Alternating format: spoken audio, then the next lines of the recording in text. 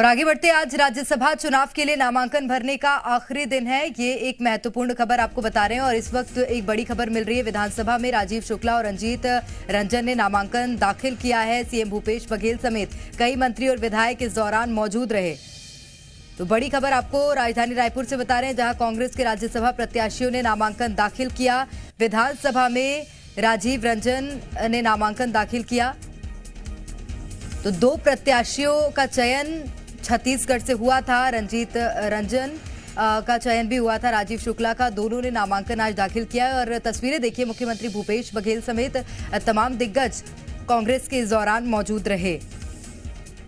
तो विधानसभा में राजीव शुक्ला और रंजीत रंजन का नामांकन दाखिल हो गया है। दोनों ने आज नामांकन दाखिल किया। सीएम भूपेश बघेल समेत कई मंत्री विधायक इस दौरान मौजूद रहे और तस्वीरों में भी वो दिग्गज नजर आ रहे हैं। प्रदेश प्रभारी पीएल पुनिया भी इस दौरान मौजूद रहे। सत्यप्रकाश अधिक जानकारी के साथ सीधे जुड़ गए। सत्यप्रकाश, क्या नजारा रहा जब नामांकन दाखिल करने के लिए दोनों ही प्रत्याशी वहां पर पहुंचे थे? देखिए, लाइव तस्वीरें हम दिखा रहे हैं और नामांकन की प्रक्रिया चल रही है। चूंकि राज्यसभा चुनाव के लिए नामांकन दाखिल करते वक्त 5 प्रस्तावक और 5 समर्थक की जरूरत होती है। मतलब ये 5 प्रस्तावक 5 समर्थक विधायक ही होते हैं। ऐसे में इनकी उपस्थिति और इसके साथ साथ तमाम जो कांग्रेस के वरिष्ठ नेता हैं, वरिष्ठ विधायक हैं, उनकी उपस्थिति और वो उपस्थिति दिखाई भी दे रही है। मुख्यमंत्री भूपेश बघेल और प्रदेश प्रभारी पीएल पुनिया दोनों राज्यसभा प्रत्याशियों राजीव शुक्ला और रंजीत रंजन को लेकर विधानसभा पहुंचे और उनके साथ ही वो विधानसभा में जो विधानसभा के सचिव हैं उनका जो दफ्तर है, उस दफ्तर में ये नॉमिनेशन की प्रक्रिया पूरी हो रही है और सीएम भूपेश बघेल के साथ तमाम जो वरिष्ठ नेता हैं वो मौजूद हैं, कई सारे मंत्री मौजूद हैं, विधायक मौजूद हैं और ये प्रक्रिया जो है वो अभी जारी चल रही है। देखिए, खास बेहद इसलिए ये हो जाता है क्योंकि छत्तीसगढ़ की 2 राज्यसभा की सीटें खाली हो रही है। एक बीजेपी से राम विचार नेताम जो राज्यसभा के सांसद है और दूसरे जो छाया वर्मा राज्यसभा के सांसद है, लेकिन बीजेपी के पास चूंकि संख्या बल नहीं है, इसलिए राज्यसभा की इन दोनों सीटों पे कांग्रेस के जो दोनों प्रत्याशी तय हुए हैं, इनका जाना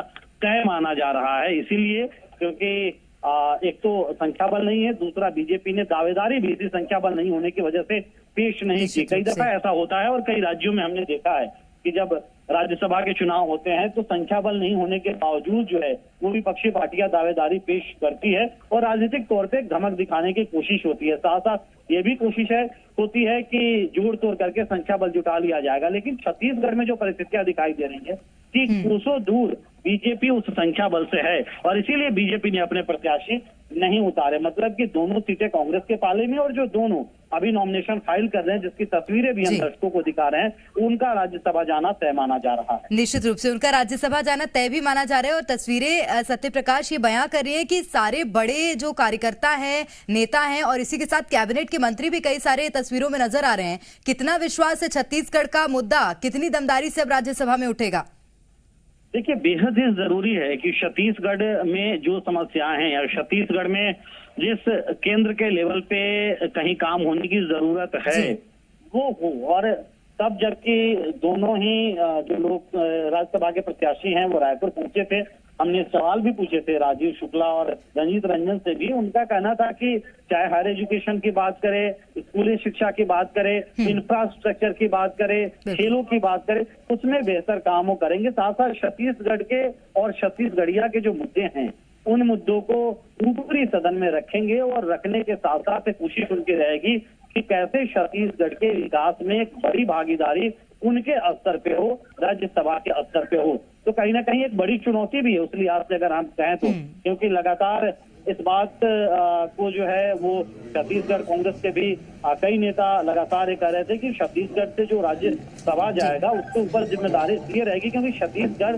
रूलिंग स्टेट है कांग्रेस पार्टी के लिए और ऐसे में छत्तीसगढ़ के मुद्दों को बेहतर तरीके से न सिर्फ राज्यसभा में उठाना, ऊपरी सदन में उठाना, बल्कि उसका कोई हल भी निकलना है बेहद जरूरी है। और ऐसे कई सारे मसले हैं जो राज्यसभा में प्रमुखता से उठाने के लिए ये दोनों नेता फिलहाल कटिबद्ध नजर आ रहे हैं। अब देखना होगा कि जब राज्यसभा के लिए चुन लिए जाएंगे तो फिर किस तरह का इनका प्रेजेंस रहता है राज्यसभा में। चुनौती सत्य प्रकाश इसलिए भी है क्योंकि विपक्ष भी लगातार निशाना साध रहा था कि बाहरी लोगों को छत्तीसगढ़ से राज्यसभा प्रत्याशी बनाया गया है, इसलिए चुनौती भी है और जो जिम्मेदारियां हैं वो अधिक बढ़ जाती हैं। अभी फिलहाल क्या कुछ प्रक्रियाएं बाकी है सत्य प्रकाश?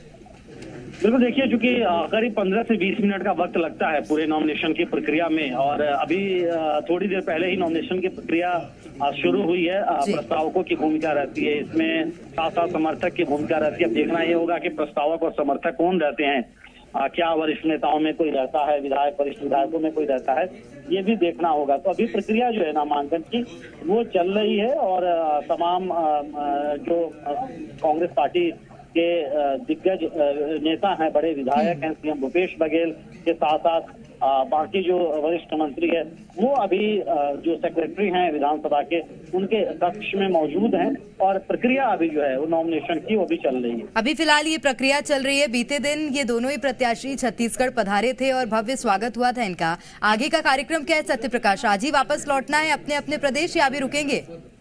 देखिए, अभी तक आगे के कार्यक्रम की आधिकारिक जानकारी नहीं दी गई है, लेकिन हाँ ये जरूर है क्योंकि कल ही दोनों ही प्रत्याशी रायपुर आ चुके थे। कल ही पीएल पुनिया भी आए थे, उनसे भी मुलाकात हुई थी। आज विधायक दल की बैठक थी, विधायक दल की बैठक में सभी विधायकों से परिचय भी इनका हो चुका है। सीएम भूपेश बघेल सहित तमाम लोग उस विधायक दल की बैठक में मौजूद थे। पर इसके बाद मुझे लगता है कि आज ही शाम को रवानगी जो है नॉमिनेशन फाइल करने के बाद होगी, क्योंकि जो तमाम औपचारिकताएं या जो भेंट मुलाकात के कार्यक्रम रहते हैं या जो प्रक्रिया रहती है, चूंकि नॉमिनेशन अभी फाइल किया जाना है सिर्फ, तो नॉमिनेशन फाइल करने के बाद कुछ काम जो है वो आधिकारिक तौर पे वैसा बचता नहीं है और भेंट मुलाकात के भी तमाम उनके औपचारिक कार्यक्रम हो चुके हैं। तो आज ही शाम को रवानगी हो जाएगी जहां तक मुझे लगता है। तो फिलहाल नॉमिनेशन की प्रक्रिया चल रही है और मुझे लग रहा है 5 से 10 मिनट और ये प्रक्रिया चलेगी और उसके बाद मीडिया से मुखातिब होंगे फिर दोनों राज्यसभा के प्रत्याशी, और उसके बाद फिर मुझे लगता है कि आज ही दोपहर बाद इनकी रवानगी फिर होगी। एक और प्रक्रिया होती है सत्य प्रकाश, जैसे ही जो प्रत्याशी नॉमिनेट होते हैं उनको विधायकों से उनका परिचय कराया जाता है और जिस हिसाब से पीछे मंत्री और विधायक नजर आ रहे हैं, साफ तौर पर ये समझा जा सकता है कि विधायकों से परिचय बहुत बढ़िया हो गया है दोनों का। बिल्कुल, देखिए विधायकों से परिचय, कुछ विधायकों से परिचय तो पहले से भी है, क्योंकि राजीव शुक्ल प्रतिनिधित्व तो पहले भी करते रहे हैं राज्यसभा में। लोकसभा के सांसद भी 2 बार रह चुके हैं, रंजीत रंजन। ऐसे में कुछ विधायकों से परिचय पुराना भी है और अभी विधायक दल की बैठक में तमाम विधायकों से परिचय हो भी चुका है। लेकिन नॉमिनेशन की प्रक्रिया लगभग पूर्ण हो चुकी है। मतलब मुझे लगता है कि कुछ ही मिनटों में आप यहाँ से बाहर निकलना है। सीएम भूपेश बघेल जो है वो कक्ष से विधानसभा सेक्रेटरी के कक्ष से बाहर निकल चुके हैं और यहाँ से फिर दूसरे कार्यक्रमों के लिए उनकी रवानगी है।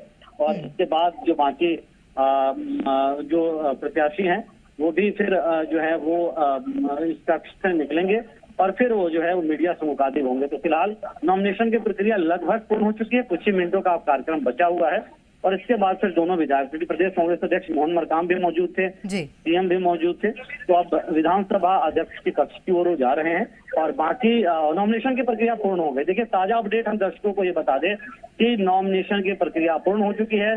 छत्तीसगढ़ से राज्यसभा जाने वाली दोनों ही प्रत्याशियों ने अपना नामांकन दाखिल कर दिया है। रंजीत रंजन और राजीव शुक्ल, इन दोनों ने अपना नॉमिनेशन फाइल कर दिया है। अब महज ऐलान बचा हुआ है जो एक प्रक्रिया के तहत होने वाली है, लेकिन ये तय है कि यही दोनों अब राज्यसभा छत्तीसगढ़ से जाने वाले हैं कांग्रेस के कोटे से। बिल्कुल, क्योंकि आज आखिरी दिन भी है नॉमिनेशन का सत्य प्रकाश, तो इससे ये बात का अंदाजा तो लगाया जा सकता है कि अब कोई और नॉमिनेशन में हिस्सा नहीं लेगा। अभी फिलहाल ये देखा गया था, विपक्ष ने काफी ज्यादा आरोप लगाया था, कोई और वक्तव्य सामने आए क्या पूर्व मुख्यमंत्री के अलावा? देखिए, जिस तरह से बीजेपी ने आरोप लगाया था और उन्होंने चूंकि छत्तीसगढ़ से चूंकि नेता के चयन को लेकर उन्होंने तंज कसा था, पूर्व सीएम डॉक्टर रमन सिंह ने, धर्मलाल कौशिक ने भी, कि छत्तीसगढ़ के किसी नेता को नहीं भेजा गया और दूसरे प्रदेश को नेता का भेजा गया। हालांकि कांग्रेस प्रदेश अध्यक्ष मोहन मरकाम ने कहा था कि ये तो त्याग का समय है कांग्रेस के लिए और ये तमाम बातें जो हैं वो जब उदयपुर में चिंतन शिविर हुई थी उसमें ये सामने निकल के आई थी। मतलब कहाँ पे कांग्रेस पार्टी कमजोर है उसका प्रतिनिधित्व ज्यादा बेहतर तरीके से हो और छत्तीसगढ़ में चूंकि कांग्रेस बड़े मैंडेट के साथ सरकार में बेहद मजबूत स्थिति में, तो ऐसे कैसे दूसरे प्रदेशों का भी राज्यसभा में प्रतिनिधित्व मिले, ये एक बड़ी वजह मानी जा रही थी। लेकिन बीजेपी ने तंज कसा, विपक्ष के नाते तंज कसा, कांग्रेस ने जवाब भी दिया। लेकिन फिलहाल जो स्थिति है, कांग्रेस पूरी तरह से एकजुट नजर आ रही है। छत्तीसगढ़ में तमाम विधायक मौजूद है, यहाँ संगठन के लोग मौजूद है और बेहद मैं कहूँ तो गर्मजोशी से जिस तरह से सीएम भूपेश बघेल ही और पीएल पुनिया खुद लेकर आए यहाँ पे दोनों ही राज्यसभा के प्रत्याशियों को, फिर वो अंदर विधानसभा के सेक्रेटरी के कक्ष में दाखिल हुए, नॉमिनेशन फाइल हुआ है। तो इससे तस्वीर बिल्कुल साफ है कि सब कुछ ठीक है। फिलहाल जो स्थितियां दिखाई सामने दे रही है और बीजेपी ने जरूर तंज कसा है, पूरे मामले की सियासत जरूर हो रही है, इससे भी इनकार नहीं किया जा सकता। सत्य प्रकाश, निगाहें वहां टिक जाती है जहां प्रदेश प्रभारी पीएल पुनिया बैठे हुए नजर आ रहे हैं। मुख्य रूप से इसी कार्यक्रम के लिए पीएल पुनिया का रायपुर आना हुआ था या कोई और भी विशेष कारण है?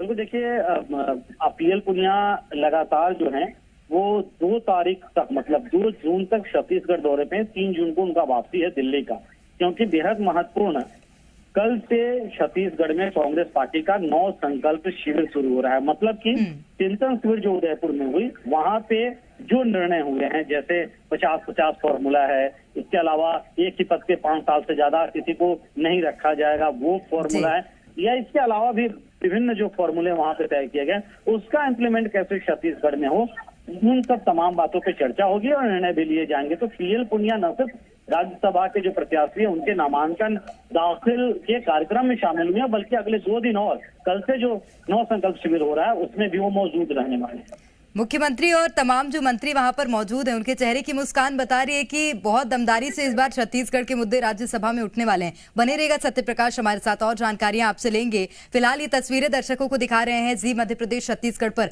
एक्सक्लूसिव तस्वीरें हैं, जहां पर दोनों ही प्रत्याशी अपना नॉमिनेशन दाखिल करने के लिए पहुंचे थे। वो प्रक्रिया पूर्ण हो चुकी है। तमाम मंत्री तस्वीरों में नजर आ रहे हैं। मुख्यमंत्री भूपेश बघेल समेत प्रदेश प्रभारी पीएल पुनिया है, पीसीसी चीफ मोहन मरकाम हैं, इसी के साथ खाद्य मंत्री, कृषि मंत्री, मंत्री शिव डहरिया, कवासी लखमा, तमाम जो मंत्री हैं वो तस्वीरों में नजर आ रहे हैं। मंत्री मोहम्मद अकबर भी वहां पर पहुंचे हुए हैं। तो सभी की उपस्थिति में दोनों ही प्रत्याशियों ने अपना नॉमिनेशन दाखिल कर दिया है। खबरों में बने रहने के लिए आप हमारे फेसबुक, ट्विटर और इंस्टाग्राम पेज को फॉलो कर सकते हैं। लेटेस्ट अपडेट के लिए आप हमारे यूट्यूब पेज को सब्सक्राइब भी कर सकते हैं और हाँ, बेल आइकन पर क्लिक करना ना भूलें।